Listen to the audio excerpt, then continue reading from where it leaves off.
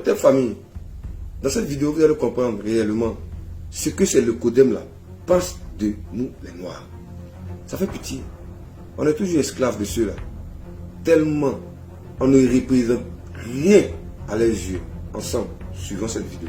Des Russes, eh bien, le 22 mars dernier, le haut représentant de l'Union européenne pour les affaires étrangères, Joseph Borrell, a annoncé que l'Union européenne allait punir les États africains qui se sont abstenus de condamner l'agression russe, rien de moins. Non seulement Joseph Borrell a annoncé, c'est le ministre des Affaires étrangères, c'est le haut représentant de l'Union européenne pour les affaires étrangères, qui a clairement annoncé que l'Union européenne allait punir les États africains qui se sont abstenus de condamner ce que eux, les Européens, appellent l'agression russe. Donc, ils vont punir les États africains. Mais pire, il y avait, n'est-ce pas, cette femme qui ose, au nom de l'Union européenne, se poser la question, n'est-ce pas, la présidente de la Commission européenne, Madame Ursula von der Leyen, qui ose poser cette question insultante pour nous, les peuples noirs. Écoutez sa question, mais de quel droit l'Afrique pense-t-elle par elle-même? Est-ce que vous entendez la question de cette femme? La présidente de la Commission européenne, Madame Ursula von der Leyen, surprise de l'abstention des États africains dans cette affaire que eux, les Européens, appellent l'agression russe, mais qui n'en est rien. Madame a osé poser publiquement cette question à l'Assemblée générale des Nations unies, mais de quel droit l'Afrique pense-t-elle par elle-même? Depuis quand l'Afrique pensait-elle par elle-même, et surtout, qui lui reconnaît à l'Afrique le droit de penser par elle-même? Et je vous ai déjà dit qu'à la suite de sa déclaration, Joseph Borrell a annoncé que l'Union européenne allait punir les États africains qui n'ont pas clairement pris position pour les Occidentaux. Vous notez quelque chose? C'est ce que j'appelle l'atavisme colonial. L'occidental se croit supérieur aux autres. C'est lui le vrai blanc. Vous notez que dans la tête d'un occidental, dans la tête d'un Américain, dans la tête d'un Européen, même Vladimir Poutine n'est pas un vrai blanc. Pour eux, Vladimir Poutine, c'est un slave. Et c'est du mot slave, n'est-ce pas, que dérive le mot esclave. Donc pour eux, Poutine n'est pas tout à fait comme eux. Poutine n'a pas atteint le même niveau de supériorité ontologique qu'eux. Et donc Poutine, c'est un sauvage, c'est un boucher. Il faut commencer à se poser la question, à savoir est-ce que Joe Biden n'est pas sénile? Quand le président des États-Unis, les États-Unis d'Amérique, qui ont saccagé le monde entier, les États-Unis d'Amérique qui ont pillé le monde entier, les États-Unis d'Amérique qui ont massacré plus de 200 millions d'autochtones en moins de 100 ans de leur histoire, quand c'est le président des États-Unis qui, n'est-ce pas, taxe le président russe de boucherie, quand c'est le président des États-Unis qui appelle quelqu'un d'autre un boucher, ben, c'est l'hôpital qui se moque d'hospitalité. Il faut se poser deux questions, à savoir, est-ce que Joe Biden n'est pas sénile? Et s'il n'est pas sénile, est-ce qu'il n'est pas, n'est-ce pas, est-ce qu'il ne s'était pas drogué ce jour-là?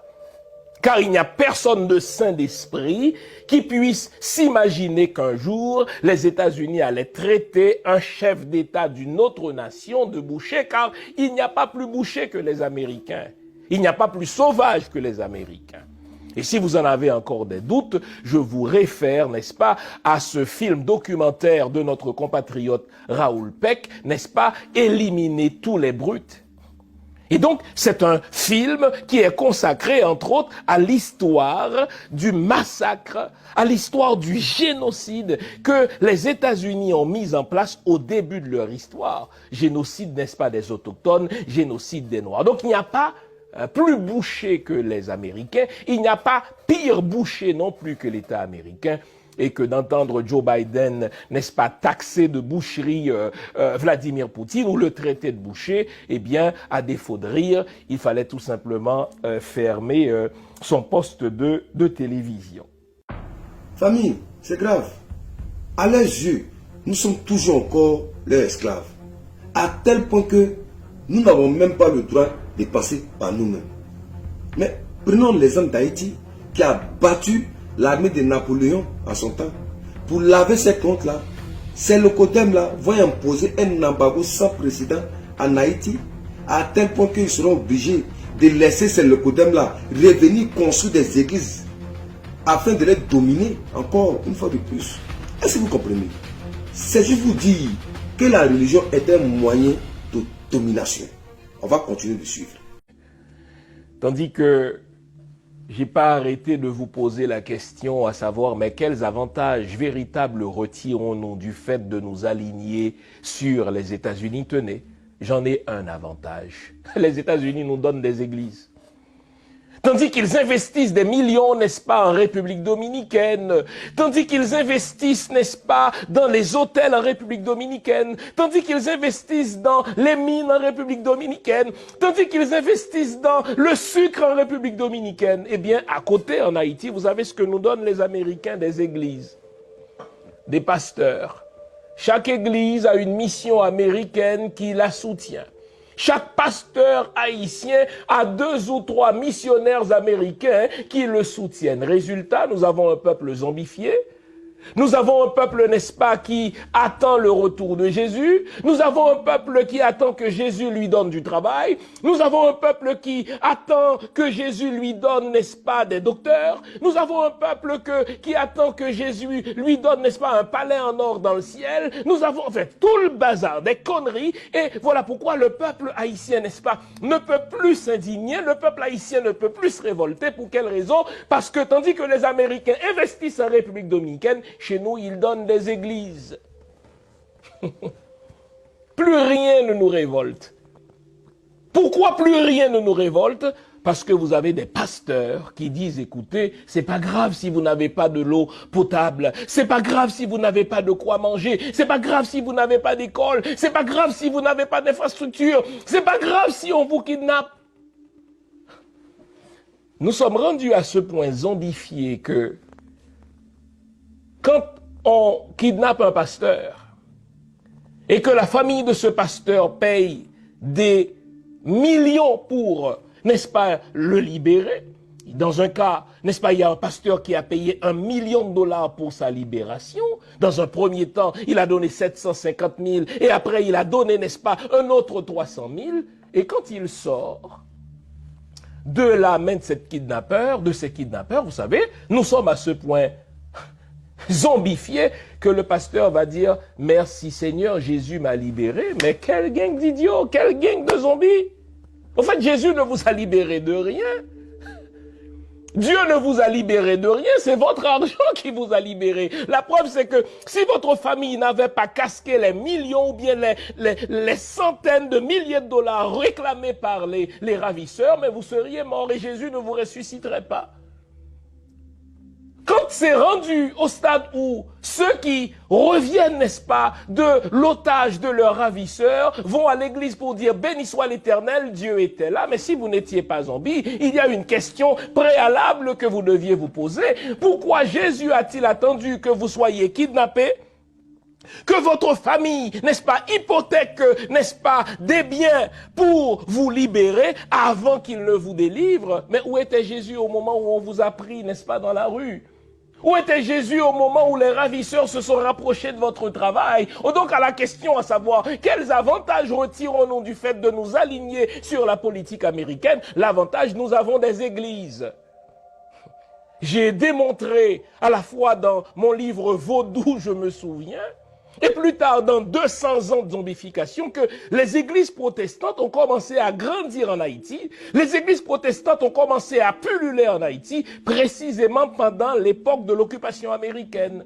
1915-1934. Les Américains sont entrés en Haïti avec deux missions. La première, réduire l'influence des Allemands sur la haute finance haïtienne et réduire l'influence française, n'est-ce pas, en Haïti. Comment le faire? Eh bien, à défaut d'avoir les écoles, nous allons avoir les églises et bon Dieu qu'ils ont réussi. À chaque coin de rue, vous avez une église zombifiante. À chaque coin de rue, vous avez un pasteur zombificateur qui dit aux gens, n'est-ce pas, priez Jésus parce que Jésus va vous délivrer. Priez Jésus parce que Jésus va vous protéger contre le kidnapping. Et lorsqu'on vous kidnappe, plutôt que de dire que cette affaire de Jésus, c'est de la merde, eh bien, vous remerciez Jésus de vous avoir délivré après que votre famille a payé la rançon. Mais il faut vraiment être un imbécile pour dire ça. Il faut vraiment être malade pour dire cela. Il faut vraiment être zombie pour dire ça. Eh bien, vous savez quoi? Remercions les Américains qui nous ont donné leurs églises. Alors, vous avez tout compris de la supercherie, non?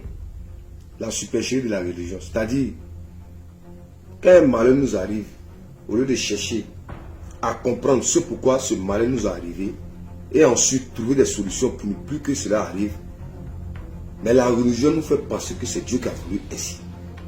Vous voyez comment la religion peut nous embrigader l'esprit. La religion n'est rien d'autre qu'un moyen de dominer un autre peuple. C'est tout. Au lieu que ce peuple-là se réveille, ce peuple est toujours endormi, juste pour une question de paradis et d'une affaire qui n'existe même pas, en fait.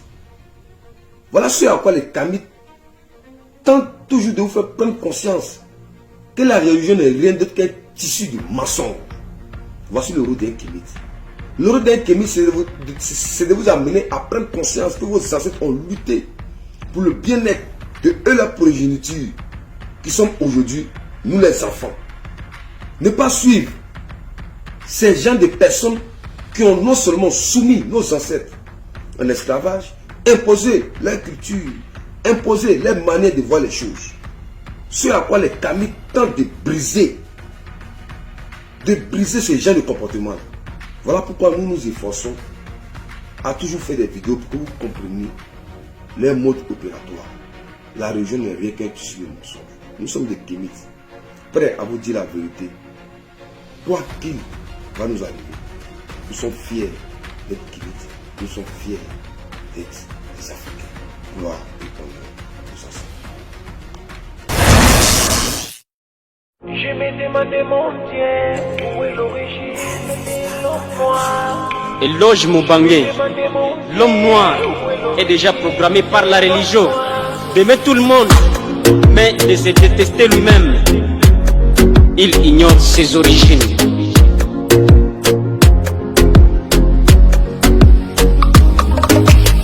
Je me demandais, mon Dieu, où est l'origine de l'homme noir.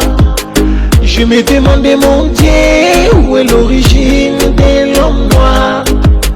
Je me demandais, mon Dieu, où est l'origine de l'homme noir. Je me demandais, mon Dieu, où est l'origine de l'homme noir. Jésus-Christ, le Fils de Dieu, et de la race blanche. Adam et Ève, nos fausses parents, sont de la race blanche. Tous les prophètes de la Bible sont de la race blanche.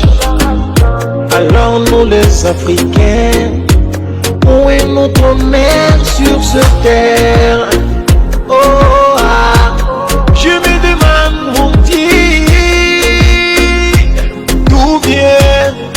d'où vient l'homme noir? Dans les livres nous voyons ceci, encore nous lisons ceci. Tous les indiciels sont des hommes blanches, ok noir. Encore nous voyons ceci, encore